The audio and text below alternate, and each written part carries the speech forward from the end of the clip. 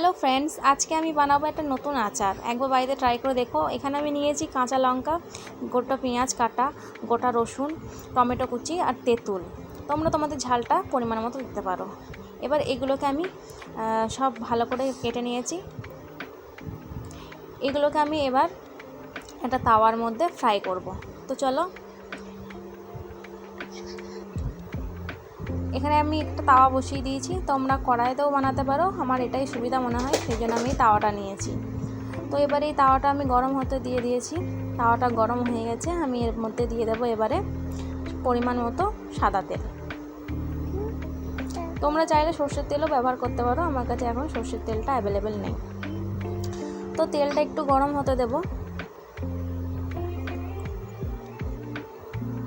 তেলটা হালকা গরম করে নেবো একটু তাওয়ার মধ্যে, চারিদিকে চাড়িয়ে নেবো তেলটাকে। তো চলো, তেলটা একটু হালকা হালকা এবার গরম হয়ে গেছে।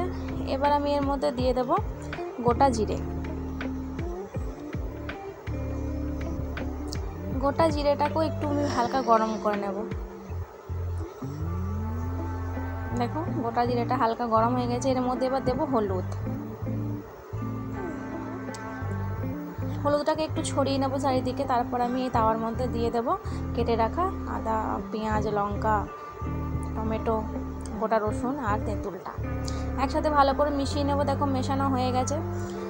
হলুদটাকে ভালো করে এগুলোর মধ্যে ভালো করে একটু মিশিয়ে নেব নেড়ে চেড়ে।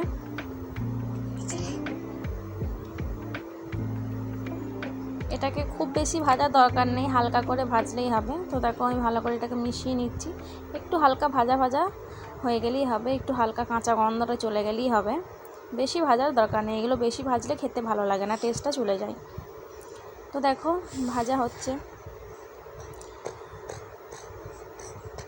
গ্যাসের ফ্লেমটা কিন্তু লোয়ের মধ্যেই রাখতে হবে, নাহলে এটা নিচে লেগে যাবে। তো আর একবার ভালো করে নাড়িয়ে ভেজে নেব, নাহলে তলায় ধরে যেতে পারে, এগুলো লেগে যেতে পারে। তো দেখো, ভাজা হচ্ছে হালকা হালকা, একটু কালারটা চেঞ্জ হয়েছে। এই যে দেখো, এবার এটাকে আমাদের ভাজা হয়ে গেছে সম্পূর্ণ। এবার এটাকে আমি একটা হামালদিস্তার মধ্যে নিয়ে নেব। তোমরা মিক্সারেও বানাতে পারো, কিন্তু বেশি মিহি করা যাবে না, একটু গোটা গোটা রাখতে হবে। গোটা গোটা না রাখলে এটা কোনো টেস্ট লাগবে না খেতে, একদম মিহি হয়ে গেলে ভালো লাগবে না খেতে। তো চলো, এবার হামালদিস্তার মধ্যে এগুলোকে আমি ঢেলে দেবো। দেখো, আমি হামালদিস্তার মধ্যে ঢেলে দিয়েছি। এবার দিয়ে দিলাম নুন। নুনটাও তোমরা তোমাদের পরিমাণ মতো দেবে। এবার এটাকে ভালো করে পিষতে হবে। খুব বেশি পেষা যাবে না, মিহি করা যাবে না, একদমই হালকা হালকা হাতে এটাকে পিষতে হবে। একটু গোটা গোটা থাকবে সব জিনিসটাই, পেঁয়াজ, লঙ্কা, টমেটো, রসুন, এগুলো একটু গোটা গোটা থাকবে, তবেই খেতে ভালো লাগবে। একদম মিহি করা যাবে না। এই যে দেখো, এরকম করতে হবে। তো চলো, আমাদের মিক্স হয়ে গেছে এটা। ভালো করে এটাকে গ্রাইন্ড করে দিয়েছি। এই যে দেখো, এটা এরকম গোটা গোটাই রাখতে হবে, বেশি মিহি করা যাবে না। এবার এটা একটা কাঁচের বাটির মধ্যে আমি ঢেলে দেব। এই যে দেখো, ঢেলে দিয়েছি।